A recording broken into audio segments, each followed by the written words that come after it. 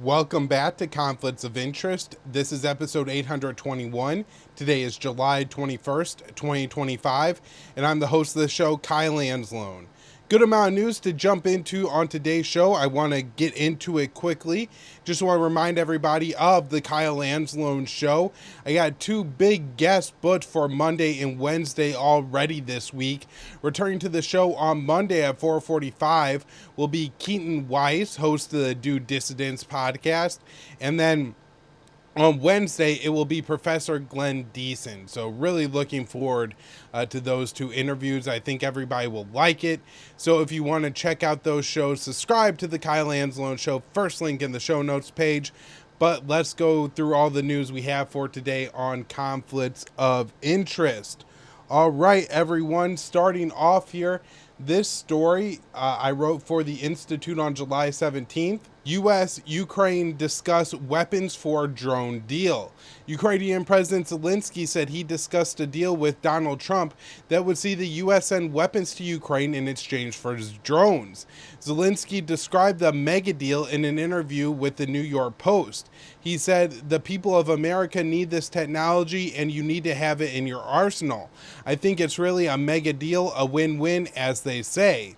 It's unclear how Kiev will have the ability to export weapons to the U.S. when Ukraine is dependent on military aid from Washington to keep its soldiers equipped. Trump has frequently expressed that the U.S. has been ripped off with the aid sent to Ukraine. During the Joe Biden presidency, Trump was highly critical of support for Ukraine, arguing it would lead to a major escalation. However, he is now threatening to expand support for Ukraine and sanctions on Russia. Additionally, the Financial Times reported that Zelensky asked Trump if Ukraine could strike Moscow if the U.S. provided long-range weapons. While Trump later denied the report, Zelensky is reported to have said, "If America gives us the weapons, we could certainly do that." So to appease the American leader, Kiev signed a mineral agreement with Washington, giving the U.S. access to profits from Ukrainians' national resources in exchange for weapons. Additionally, Europe is planning to buy $10 billion in American weapons to send to Ukraine. Some NATO countries, including France and Italy, have opted out of the weapons buying program. Rome says it does not have the funding to participate in the scheme. So I ultimately think this drone for weapons program is another just fraud to get Donald Trump to send Ukraine more weapons without the U.S. ever getting anything. Just like the minerals deal, and I've explained this in the show in the past, I don't think the U.S. is ever going to get any significant amount of profits from that program. I do think what could happen is that the U.S. will send Ukraine weapons for what we hope are, joint ownership in Ukrainian mineral ventures and, promise future profits from those. But some of those mines are going to end up in the hands of Russia. Other of these programs just are going to fall apart based on the war. And so this is really just a scheme, a fraud to get Donald Trump to buy in. Ukraine's not going to have the ability to export American weapons for years and years and years to come. And so the idea that we're going to send them weapons now and get drones in the future is just simply absurd. Likely we won't have the ability to do that. If Russia wins the war, Ukraine probably won't be able to keep their ability to produce long-range drones. All right, next up here is another article I wrote on July 17th for the Institute. Russia will target multinational forces in Ukraine. So the Russian Foreign Ministry said any troops from third countries deployed to Ukraine will become targets. European nations have discussed plans to send their soldiers to Ukraine if a ceasefire with Russia is reached. Russian Foreign Ministry spokeswoman Maria Zakharova explained that any countries that join a coalition of the willing and deploys troops to Ukraine will become targets. She said, "We have repeatedly stated that deployment of armed forces from other countries in Ukraine under any pretense would absolutely be unacceptable. We regard this as preparations for foreign intervention. We will consider these so-called multinational forces as legitimate military targets." Several European countries have said that they would be willing to join a coalition of the willing to deploy soldiers to Ukraine after a ceasefire with Russia is reached. Earlier this month, the UK Defense Minister John Healey said the Prime Minister has been clear that he's ready to put troops in Ukraine to help reinforce a ceasefire. The coalition of the willing is an infamous phrase used by the George W. Bush administration to try to sell the Iraq War. Moscow says it's willing to enter a ceasefire with Ukraine and is seeking a permanent end to the conflict that will address the Kremlin's security concerns. Multiple leads throughout the war have exposed that a small number of American and NATO troops are inside Ukraine. However, Europeans are now discussing a large-scale deployment meant as a deterrent to a future Russian invasion. The escalating support for Kiev has led some in the Kremlin to argue Moscow to take more aggressive position against Ukraine's Western backers. Dmitry Medvedev, former Russian president and current head of the National Security Council, suggested launching a preemptive attack. He said, "What is happening today is a proxy war, but in essence it's a full-fledged war.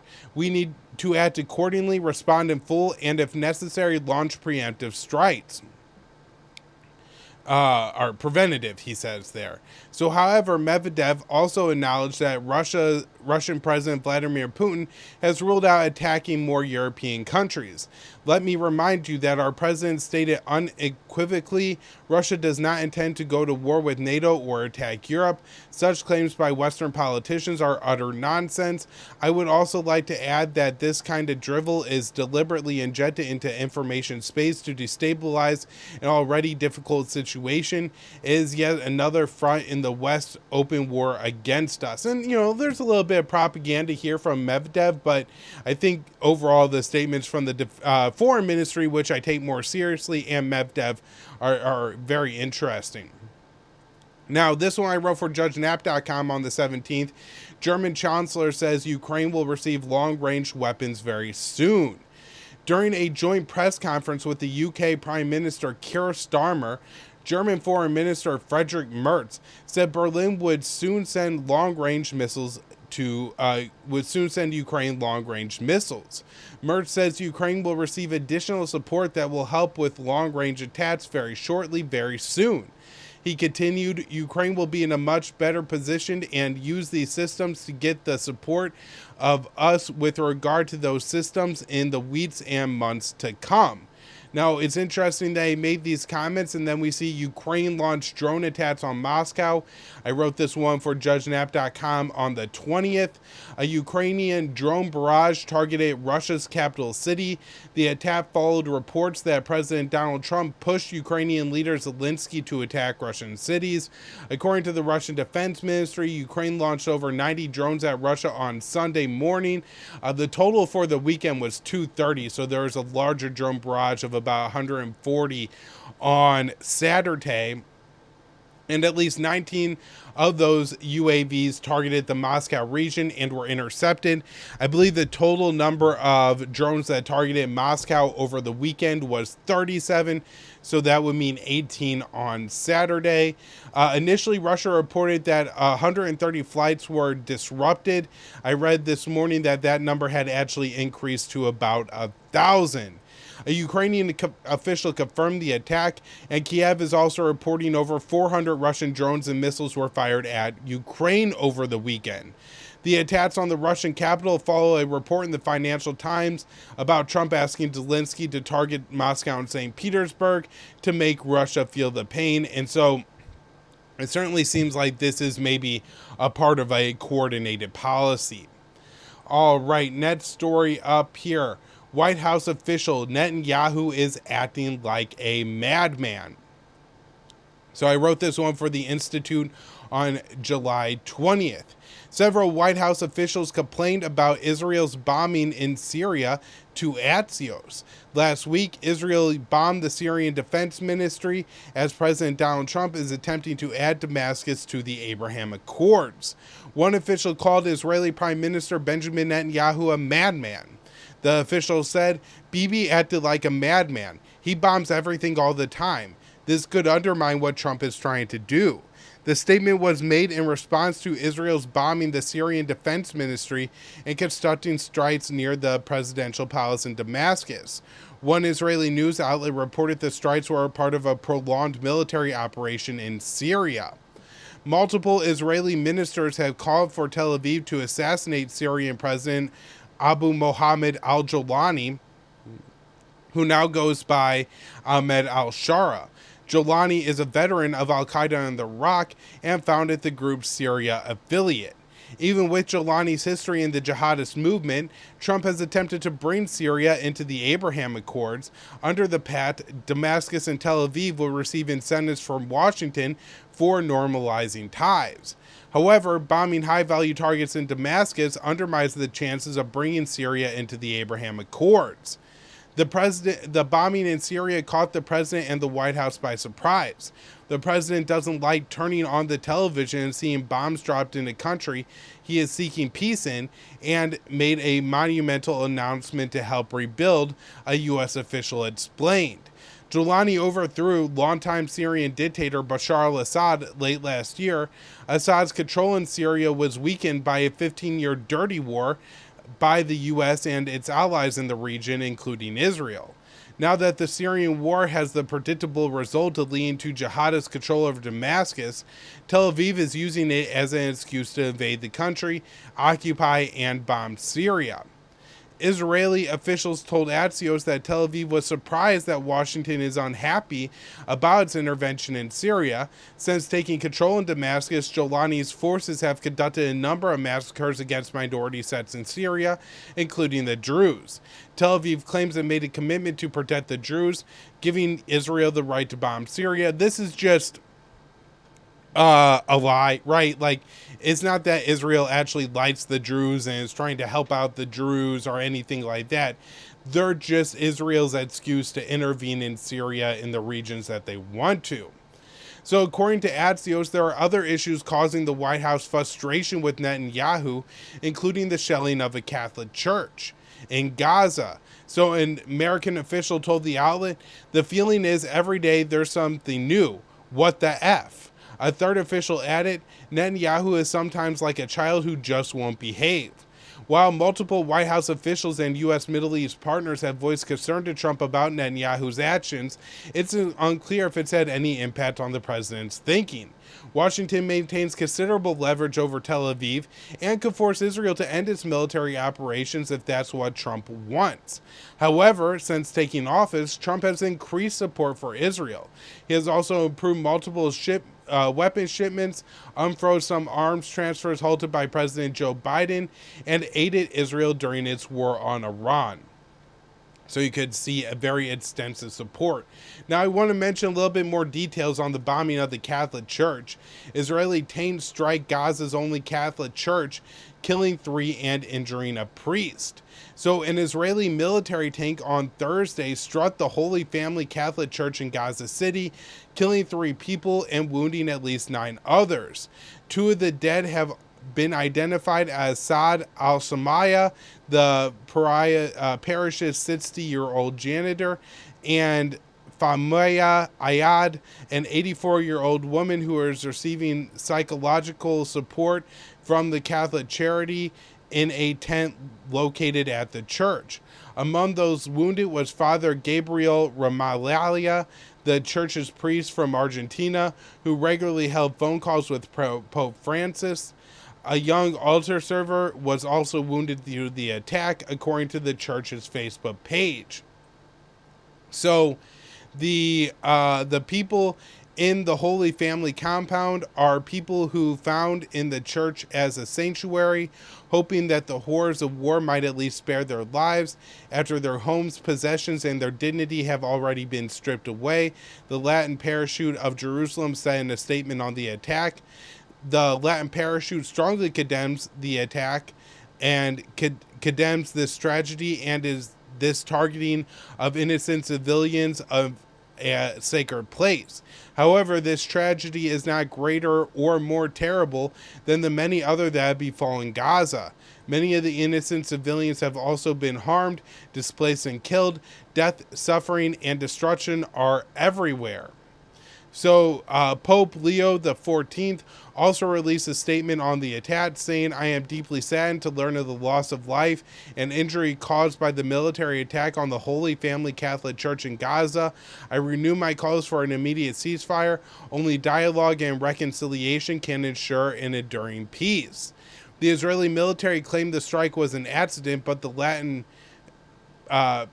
parachute Cardinal Pizzaballa cast doubt on the IDF statement. What we know for sure is that the tank, the IDF says, was a mistake, but we cannot be sure about this. They hit a church directly, the Church of the Holy Family, the Latin Church. We don't have complete information about what has happened in Gaza today, but the communication in Gaza is that it's not that simple. Sources close to the parachute told the Pillar that internally, church authorities were considering the possibility that the tank attack was a direct response to a recent meeting of Christian leaders in the West Bank town of Tibeth on Monday. Tibeth is a Christian village that's been under Jewish attack, and Pizzaballa and other church leaders released a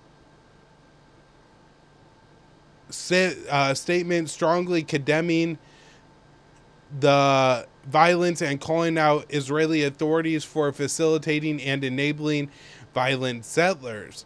Later on Thursday, the office of the Israeli Prime Minister Benjamin Netanyahu put out a statement saying that Israel deeply regrets that a stray ammunition hit Gaza's Holy Family Church. According to a report from Axios, the statement was released after President Trump spoke with Netanyahu. The report said that Trump was upset about the strike. Netanyahu told him it was an accident. Trump then told the Israeli leader to put out a statement saying that. The Holy Family Church is Gaza's sole Catholic church and was previously come under attack by Israeli forces. In December of 2024, 2 Christian women at the church were killed and several other people were injured and wounded by Israeli snipers, an incident Pope Francis condemned as terrorism. An IDF attack also hit the nearby St. Parias Greek Orthodox Church in October of 2023. An Israeli strike killed 18 Palestinian civilians who were sheltering at the church, including relatives of the former House Representative Justin Amash. A funeral was held on Thursday at the Greek Orthodox Church for 2 of the people killed at the Christian church because they were of Greek Orthodox descent. The Latin parachute sent a statement, "May the souls of the victim rest eternal peace, and may the Lord grant you all his peace." Despite his injuries, Father Ramanelli held Mass at the Holy Family Church later in the day for the repose of the souls of those killed in the attack. So just absolutely horrific there. Now, as this happens, Marjorie Taylor Greene has introduced a amendment to the 2026 NDAA that would have stripped $500 million in military funding to Israel. Now, I write for the Libertarian Institute that only got 6 votes. So an amendment that would have cut $500 million in military aid to Israel failed in the House. Tel Aviv is conducting a genocide that is largely funded by Washington. The amendment was introduced by Rep. Marjorie Taylor Greene, who argued that Israel should receive less funding from the U.S. as Tel Aviv possesses nuclear weapons. I am entering amendments to strike $500 million more for nuclear-armed Israel, and it's important to say nuclear-armed Israel because they do have nuclear weapons, and we have already given them $3.4 billion every single year in the state from the State Department, $3.4 billion every single year. They don't need another $500 million in our defense budget. That's for the American people's defense, and those were a remarks she made to Steve Bannon last week. Greene's amendment received support from Republican Thomas Massie and 4 progressive Democrats, Al Green, Summer Lee, Rashida Tlaib, and Ilhan Omar. The vote was 422 to 6. The amendment would have removed $500 million in military assistance for Israel that is approved through the defense spending bill. In her speech on the House floor, Greene argued that Israel is providing welfare for its citizens because the U.S. is covering 15 to 20% of its military spending. Israel is a nuclear-armed nation. They can defend themselves. They have universal health care and subsidized college. Meanwhile, Americans are $37 trillion in debt. So New York Congresswoman AOC received criticism for voting against the amendment. In a statement on her vote, she wrote on X, Marjorie Taylor Greene's amendment does nothing to cut off offensive aid to Israel, nor end the flow of U.S. munitions being used in Gaza. Of course, I voted against it. The U.S. funding of Israel's air and missile defense helps to insulate Tel Aviv from repercussions of its belligerence. After Tel Aviv launched an aggressive war on Iran last month, the U.S. used up to 20% of its THAAD interceptors to defend Israel from Iranian retaliation. The U.S. provides Israel with $3.8 billion in military aid each year. Washington surged security assistance to Tel Aviv following the October 7th Hamas attack. The U.S. has financed roughly 70% of Israel's war-related military spending since then. So again, just absolutely horrific how much the U.S. is aiding this genocide. All right, so next up, this is another article I wrote for the Institute on July 20th. Netanyahu shuts down IDF proposal for Gaza. So the Israeli Prime Minister Benjamin Netanyahu is preventing the Israeli Defense Forces from presenting its proposal for Gaza. Meanwhile, the IDF proposal focuses on Hamas. Netanyahu wants the people of the Strip to be forced into a concentration camp. So Israel Hayam reports on the debate within the Israeli government on Gaza between the IDF and Netanyahu. The IDF proposal calls for more limited operations in the Strip, focus on eliminating Hamas. The Israeli military prefers this route as it is less strain on their soldiers and does not make the IDF responsible for the civilian population. However, IDF Chief of Staff Lieutenant General Yael Zamir has been barred by Netanyahu from pitching the plan to the diplomatic security cabinet. Netanyahu favors a proposal that will create a humanitarian city in southern Gaza and force the entire population of the Strip to live there. Many, including former Israeli Prime Minister Ehud Olmert, compared the city to a concentration camp. Israel Hayam reports that Zamir's opposition to Netanyahu's plan, deeming it a strategic mistake and even a strategic trap. He argues the IDF should focus on Hamas, not providing welfare to civilians. While the concentration camp proposal is also supported by Defense Minister Israel Katz and Finance Minister Bezalel Smotrich. Katz has said that the tent city could be constructed if Hamas agrees to a 60-day ceasefire and releases the hostages. So just another reason not to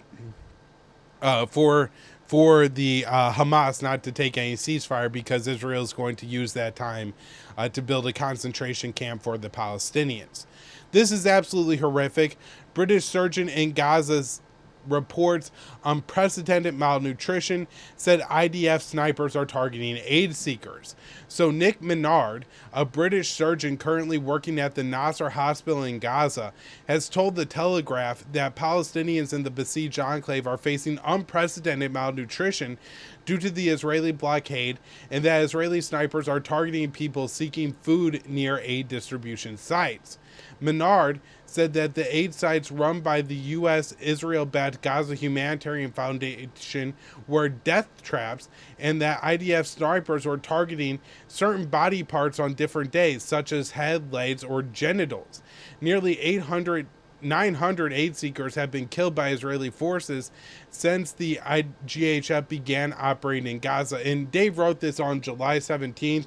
Over the weekend, we had probably another 103 aid seekers killed at the minimum, so the likely total is over 1,000. The British surgeon that said that he had operated on many young teenage boys who were wounded near the aid sites. A 12-year-old boy I was operating on died from his injuries on the operating table. He had been shot through the chest. Menard said that severe malnutrition was contributing to preventable deaths among Palestinians receiving surgeries. The malnutrition I'm seeing here is indescribably bad. It's much worse now than it was a year ago. The repairs that we carry out fall to pieces. Patients get terrible infections and they die. I have never had so many patients die because they can't get enough food to recover, he added. Babies have been starving to death in Gaza due to Israeli restrictions on baby formula, as malnourished mothers cannot produce breast milk. Menard said the Nasser hospital is also running out of intravenous liquid fluids used to treat severely malnourished children, and that 4 infants died of malnutrition at the hospital last week. I saw a 7-month-old who looked like a newborn. The expression, skin and bones, doesn't do it justice. The British surgeon who volunteered in Gaza last year says his visit to the besieged enclave was the worst thing he had ever experienced. I was much worse than we could possibly have imagined. I couldn't compare it to anything else. It was just like nothing I've ever seen on Earth. So, just a quick mention here. I wrote this article for JudgeNap.com. On the 20th, Israel killed at least 100 Palestinian aid seekers over the weekend. One notable thing is that sources say that tanks were responsible for the major casualty event where at least 67 people died in northern Gaza. It appears that a UN aid convoy was allowed to enter Gaza, and when they did, people swarm the trucks trying to get food, because if it makes it to the GHF site, they're going to be killed by the IDF along the way. An Israeli tank surprised the people, opened fire, and also fired gas, and it said that some of the people died of gas. There were several other incidents, and the minimum death toll on Sunday was 73, and then on Saturday, the minimum death toll near aid sites was 32, although different sources do point to higher numbers. And just to mention here, Gaza's health ministry reports spike in starvation deaths due to Israeli blockade. So there were 18 malnutrition-related deaths in 24 hours. So starvation seems to really be setting in Gaza. That's where I'm going to wrap up the show for today. Thank you all so much for tuning in. I will be back later today with another episode of the Kyle Anzalone Show, and hope to see you there. Keaton Weiss will be the guest. Thanks, everyone.